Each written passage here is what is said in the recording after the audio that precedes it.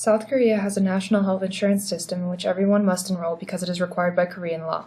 However, private insurance does exist to cover expenses that the national health insurance does not cover. To Koreans, it is obvious the government should guarantee its citizens health insurance, and what better and cheaper way to do this than a single-payer system? All citizens are eligible, and in 2006, the total number of covered people is more than 47 million, over 96% of the total population. Basically, under the system, everyone is covered for everything, with some amount of deductible regardless of their nationality or profession, as long as the procedure is not elective. The insured are divided into two groups. Here we will talk about the employee insured, or what is known as workplace insurance. Under this insurance, the insured person's spouse, children under 20, any brothers or sister, and also any direct descendants, so their parents, are also covered. Insured employees pay 5.08% of their average salary in contribution payments, and these rates change every year. The contribution is proportional to the wages they have earned. We'll talk more about this when we cover financing of healthcare.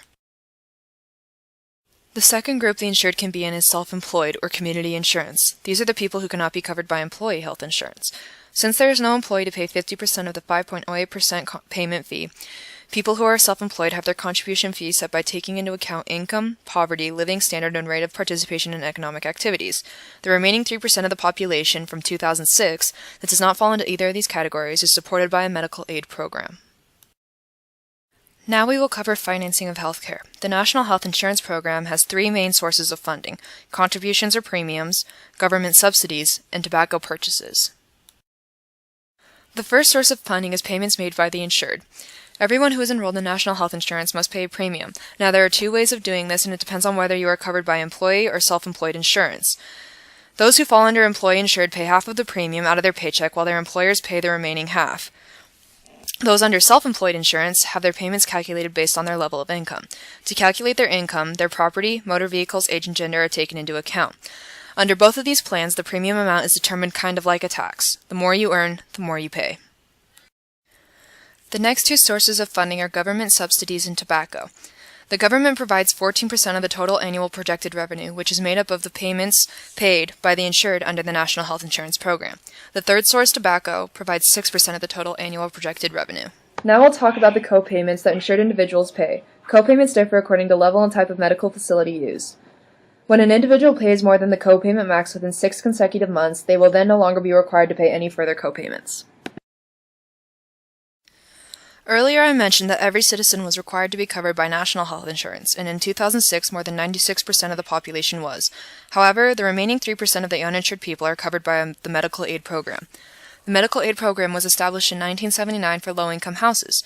Under this program, the government pays for all medical expenses for patients who are unable to pay for health care.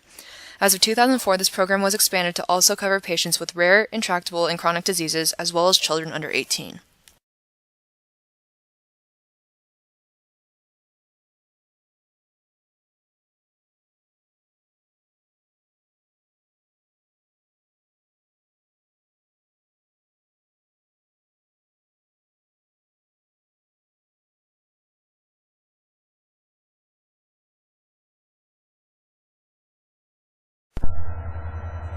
Seniors care and veterans care. South Korea is known for its vast growing population of elderly people. Senior care have increased the country's health financial deficit more than any other country. South Korea is also becoming an aging society affecting the younger population.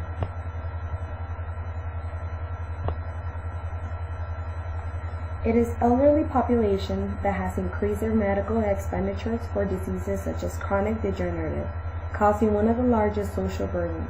It is not only a social burden, but it's a financial burden as well.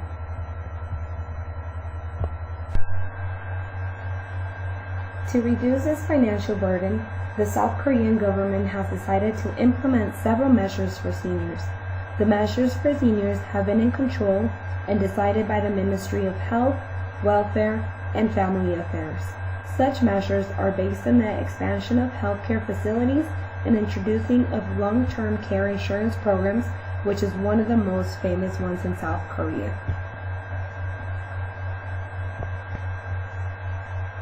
As I mentioned earlier, the long-term care insurance is what elderly people use for their medical needs.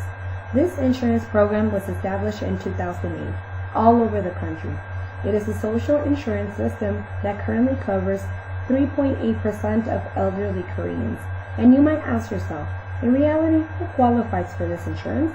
Well, if the people applying for the insurance have a serious condition that impedes them to perform day-to-day activities, then they immediately qualify for it.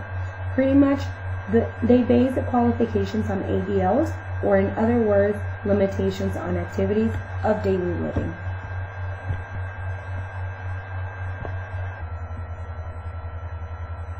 Long-term care is funded by long-term insurance contributions.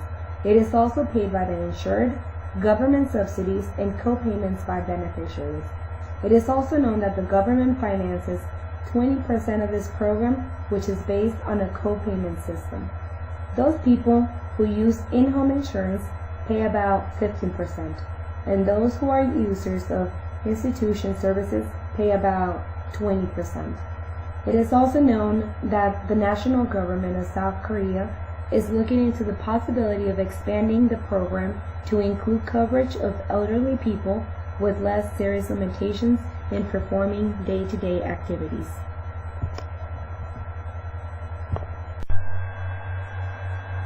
In regards to veterans' care, it seems like there isn't much for them after what they did for their country. In a daily journal, a man named Nam mentioned how he couldn't keep up with his financial expenses and how everything he got from the government and the Veterans Fund wasn't enough to make a living and support his children.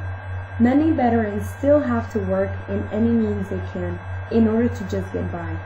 This 72-year-old former soldier said, "I get 150,000 won, which is equivalent to $138 per month, from the Veterans Fund from the government. I use the money for travel and to buy something to eat. Then it's all gone. I can hardly make the ends meet even when I can earn from the construction work." This only shows us how veterans funding isn't enough for their day-to-day living.